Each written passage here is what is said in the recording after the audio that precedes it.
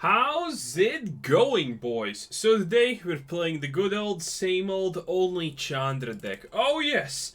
And it has absolutely zero Ikoria cards because for some reason Ikoria did not have a single version of Chandra in it.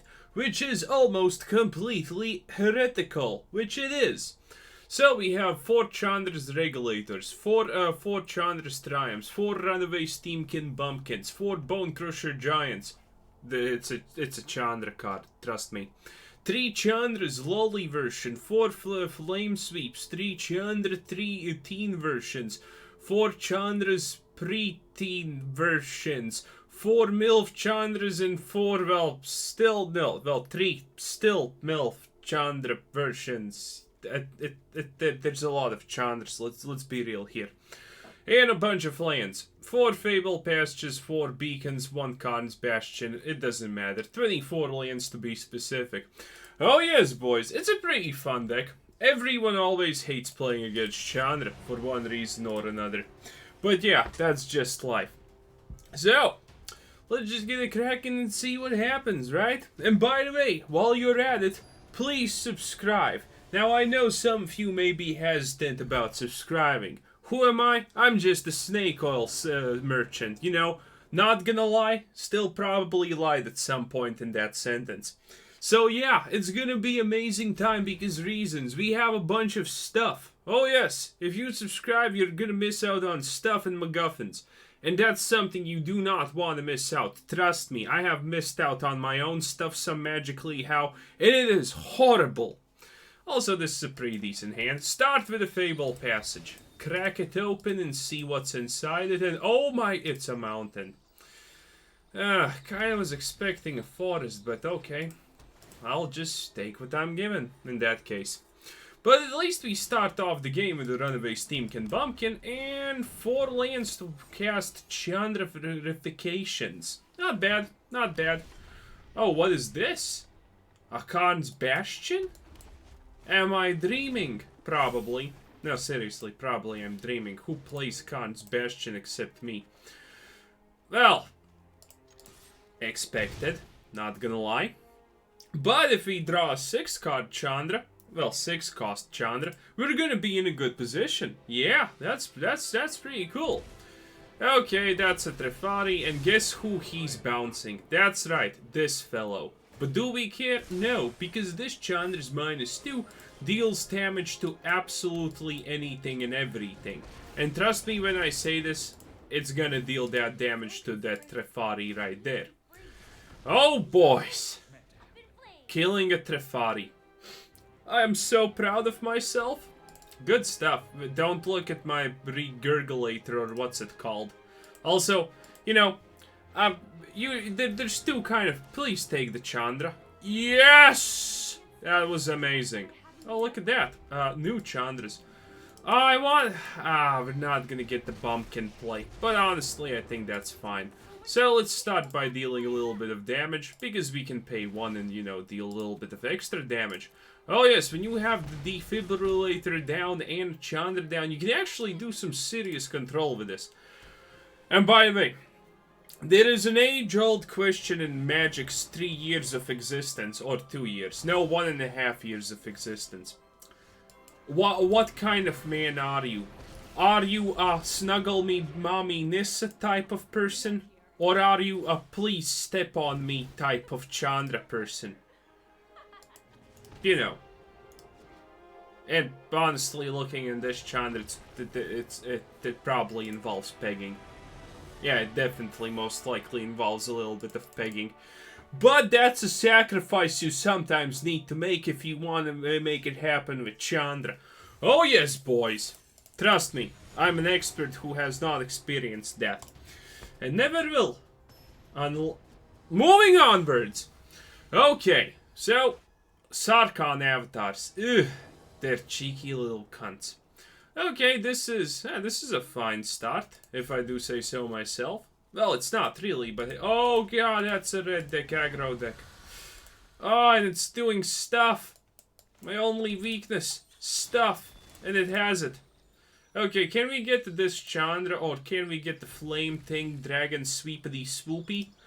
The Flame Dragon Sweepity Swoopy would honestly be the best. Yeah, the Flame Dragon is definitely the best. Okay, so let's see. Oh god, that's some real aggression right there, enemy-kun. Are you feeling okay? You know? Who hurt you? It looks like someone hurt you when you just start with the when you just go face with the Bonecrusher. Yeah, that's definitely. Oh god.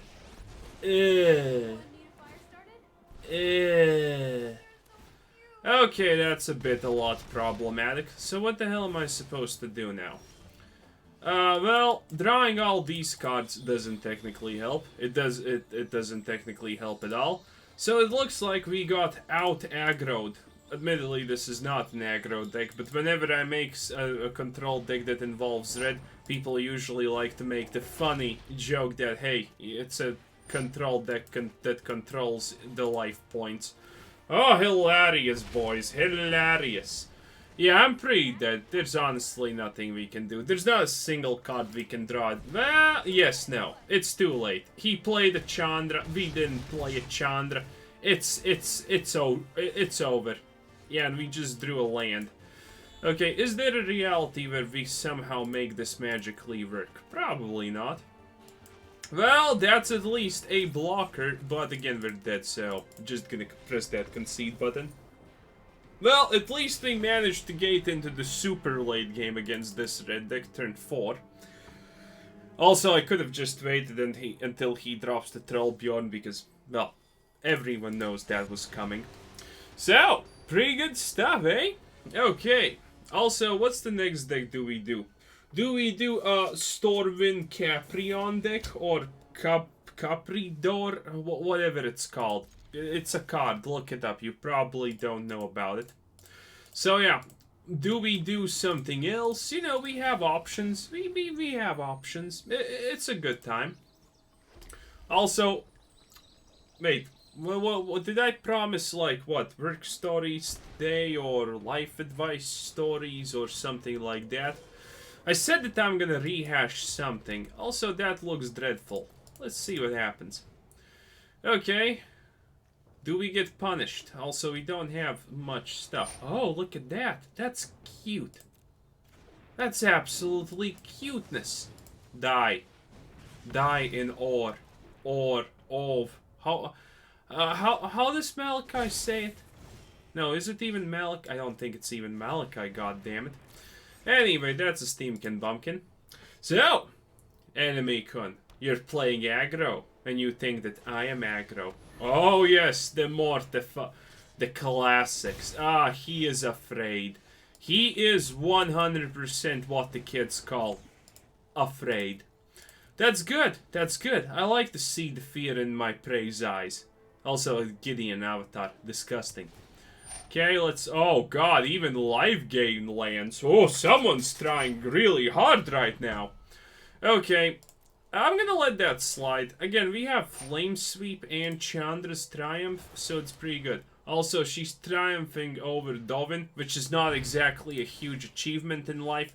Let's be honest, the guy looks like a complete fucking pushover.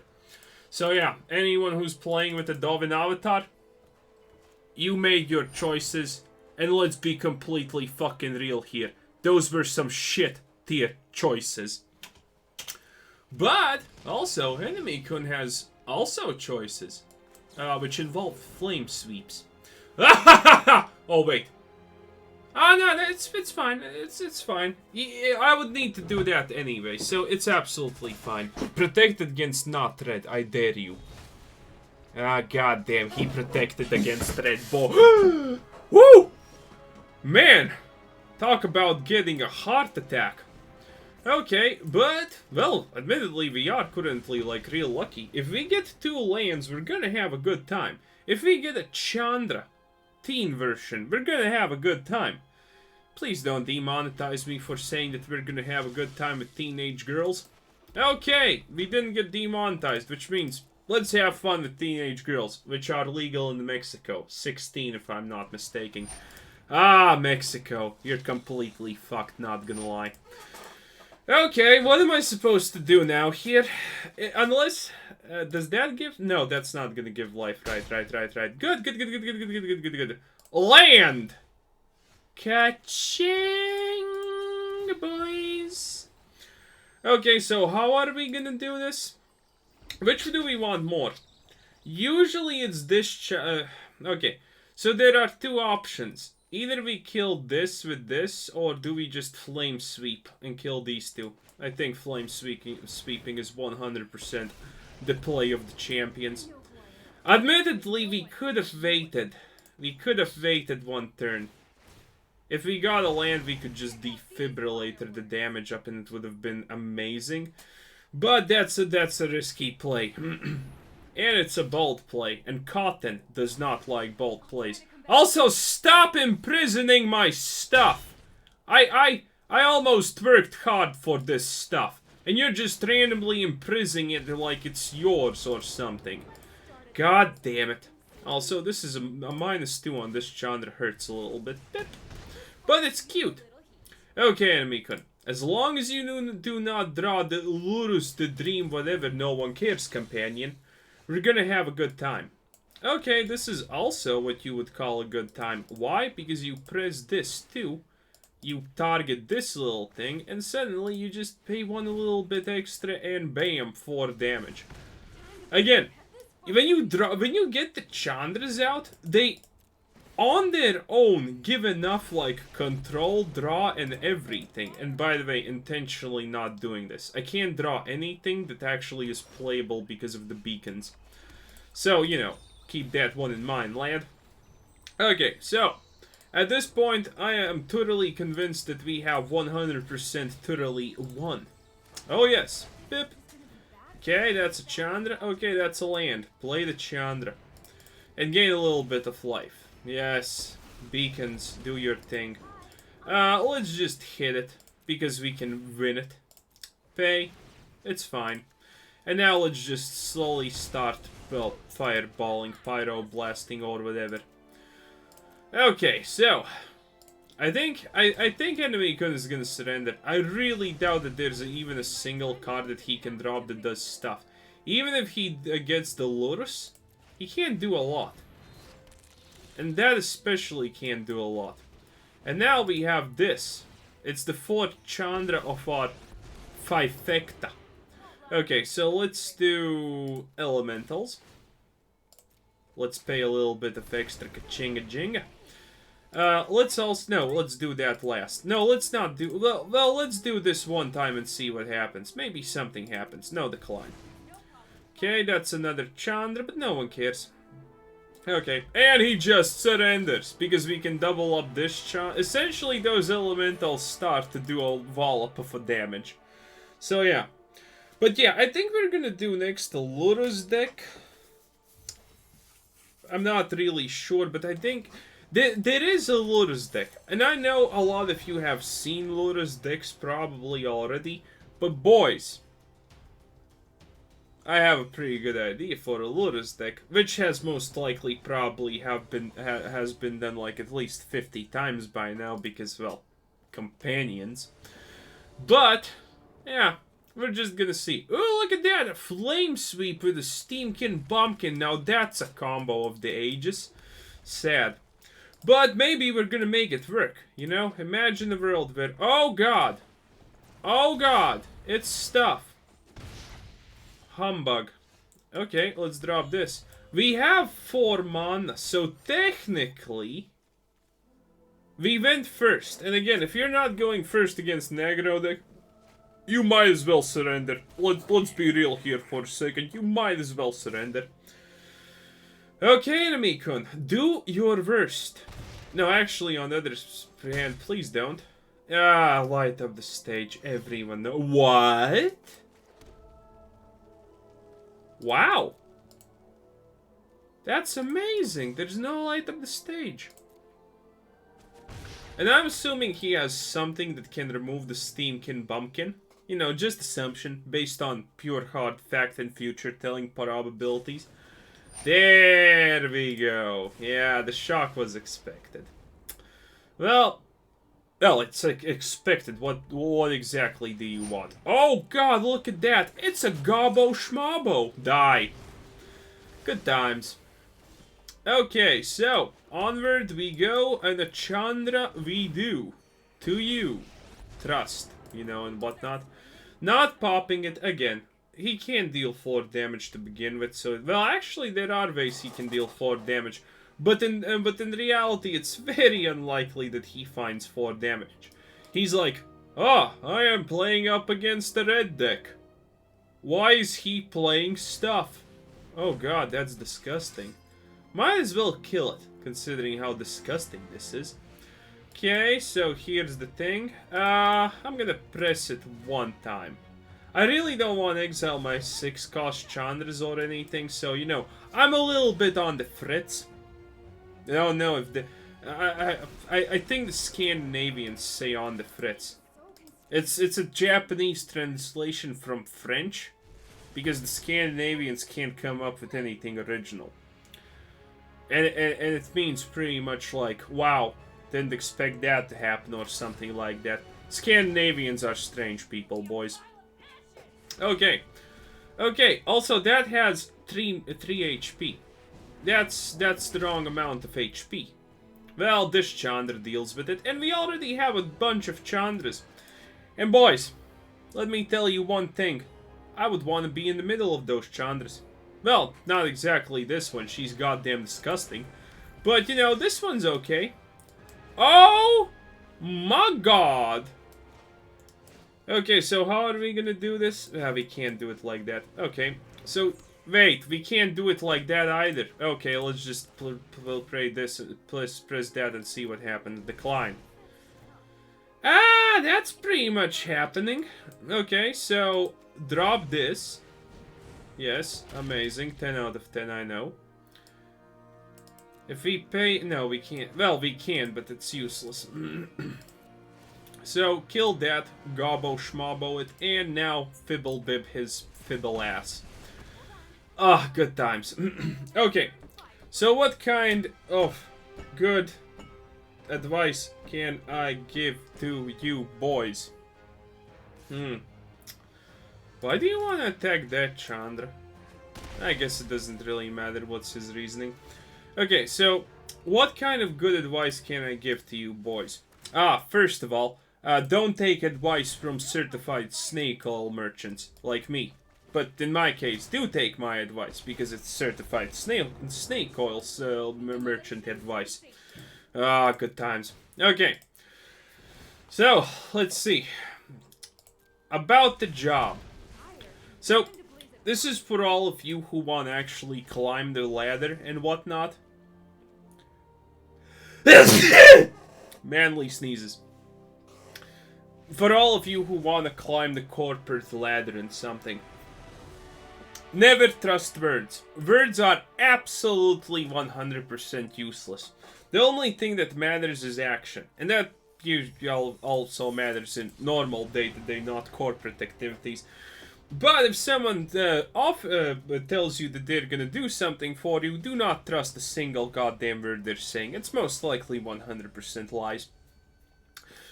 I have stated again this previously, but again, it's time to rehash some good advice.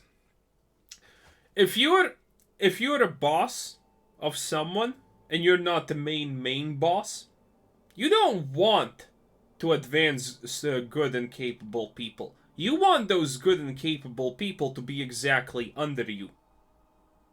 Why would you want to get rid of a capable worker? You never do. That's like the thing.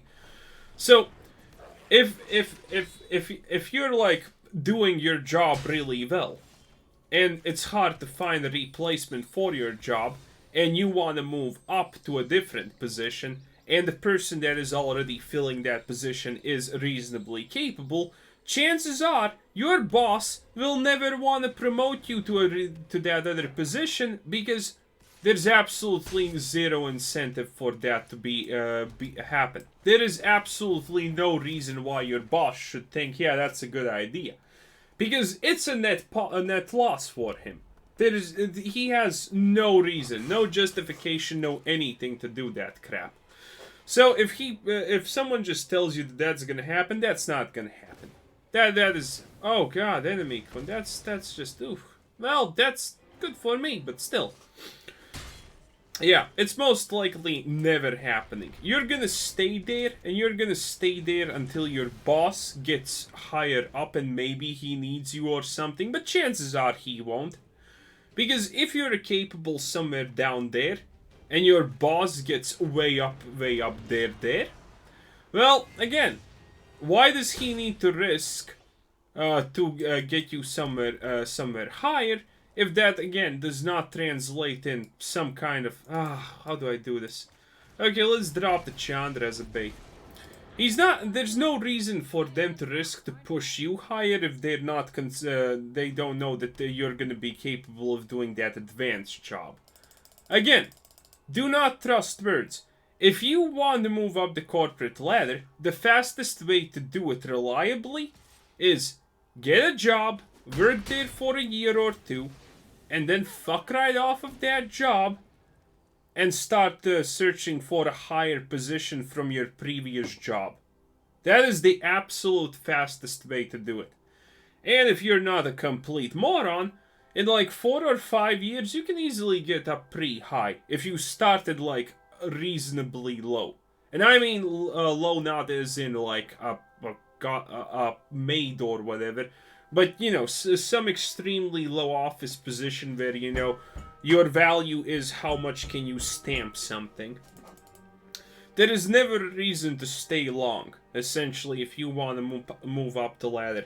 But admittedly, a lot of people don't do that, because, well, it's kind of counter-humane, you want to call it, maybe, or something like that. But people just get used to their workplaces. If the environment is good, usually no one wants to leave. I like my job because it's fun, not exactly because of the people. Admittedly, the MILFs do give me a little bit of extra oomph to my job. But all in all, I just stay there because it's interesting for me to see how things crash and burn and how some things happen. I am pretty much... Oh god, that's horrible! I am doing it as an easy way to accumulate a lot of different also experiences, so that's pretty fine. Also, you know, my boss MILF is like, I shouldn't have used it there. No one cares. It's story time. Magic is over. Let's be real. You know, my boss MILF was at the office, and, you know, we're talking, and I say, you know that email you sent about the stuff and MacGuffins and things that needs to be done? You know that email went from that department boss to his second in command to someone again? That email has circulated 5 times already. It's a funny thing. Because, you know, that's how it happens. She asks the other boss. The boss gives directions to his, like, second in command to fix that shit. That second in command does it to someone under him, and so it goes until it's pretty much at the... Well, until it's like, install a new save here, and, you know, that has somehow magically gone to, the, I don't know, groundskeeper or maid, or what's the name for the people who, like, mop the floors? I completely forgot for some reason. Yeah, to those, to that person, essentially. You know, it's quite hilarious how stuff like that happens. But as always, her only goddamn question was, how the hell do you even know all of this crap? Who tells you everything that's happening in this building? Well, the answer is absolutely everyone tells me everything that's happening in this building. I get goddamn asked questions about stuff I have absolutely nothing to do with, just because they magically think I know about it. Now, admittedly, I do know about it usually, because everyone fucking tells me random crap. Well, it's not exactly random, because boys, manipulation lesson times. If you want to get an answer, don't ask a direct answer. Asking a direct answer is only for people that have mutual trust. Direct questions between people who don't have mutual trust are an extreme abundance waste of oxygen type of deals. So don't do that. If you want an answer to a question, structure the answer, structure the question properly. Don't ask it directly, but make enough implications and assumptions that the answer, that the person answering will definitely tell you the correct thing that you wanted to know. Now, it's a little bit hard, and honestly, in English, I can't even think of a decent example for this, because it's pretty hard. Again, kind of going off the top of my head here, as always. But, in my own little language, it's pretty easy and cheesy to do that stuff.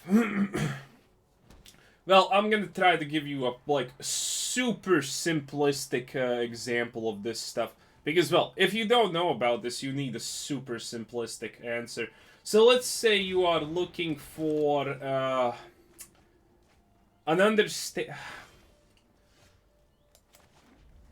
come on, I can't think of anything good. Well, I can't think of an easy way to actually kill this thing, so it's fine. Okay, so let's say you are looking for the answer to the question of for example, is a department gonna get shortened because, you know, like, a merge or something like that. You don't ask, as stated previously, you do not ask directly that question. You start the conversation with something like, yeah, a lot of changes are happening, we're having this change and that, and while that's happening, you're obviously not giving away any reasonable information about your stuff. You're just saying change is happening, blah blah blah. How's your stuff going? And then they answer. It doesn't matter what they answer at that moment. If they're talkative, they're gonna answer flat out about anything and all the spicy details. But if they're tame and just say, yeah, stuff's going, but nothing too special, you just push it a little bit further. You get a little bit more in depth and a little bit more on point about things. You never again ask the question completely directly, but again, a lot more on point about stuff and whatnot. So yeah, that's kind of how you get stuff out of people. It's pretty easy, but again, you just need to learn this one time. Never ask the direct question. Even if it does work, it's not good. Because remember, people always talk. Everyone knows everything about everyone has ever asked, and that everyone ever knows. So keep that also in mind. You don't want to reveal anything, usually. That's like the big thing. Because the moment there are people you can just flat out have conversation about stuffs, MacGuffins, and whatnot like that. But they're rare and few far in between. And when you find those people, you kind of can easily tell that there's mutuality in shits and giggles and bops and bibbles. So yeah, let's pay this. It's fine. Okay, let's attack now. It's fine. So yeah, never speak too much. It's essentially a dead giveaway that, you know, shit's not great. That you're not exactly trusted. And again, people will remember this. If you give away information, and I understand for a lot of people it's hard to close their goddamn mouths. And a lot of people don't get up the ladder because they don't fucking close their goddamn mouths when it's actually a necessity. So yeah, stuff like that. Also, this guy looks dead. That's nice. Okay, though, how do we kill him? Double that and giant stuff. Wait a minute, that's a Toonbound Lich. My only weakness. Oh wait, I don't care. Well, enemy Kun, what now? I don't care exactly. Because you see, I have Chandra powers. Put loyalty tokens and double that bad boy up. And now we can do this. And, you know, double that bad boy up. Ah, yes. A classic. Again, there's a lot of control in these Chandras. Okay, let's just attack. Do we want to swap something? Yeah, we probably do. Okay, that's a better Chandra. Definitely a better Chandra. Look at that, a short skirt. That's mainly why it's better. Admittedly, she looks a little bit too hot for comfort, but hey, that's just life. Also, how is this gonna work? Let's see. Ah, we don't have the mana. Shit. Good game? Why enemy couldn't? Wait. If I do my calculations correctly, and I won't.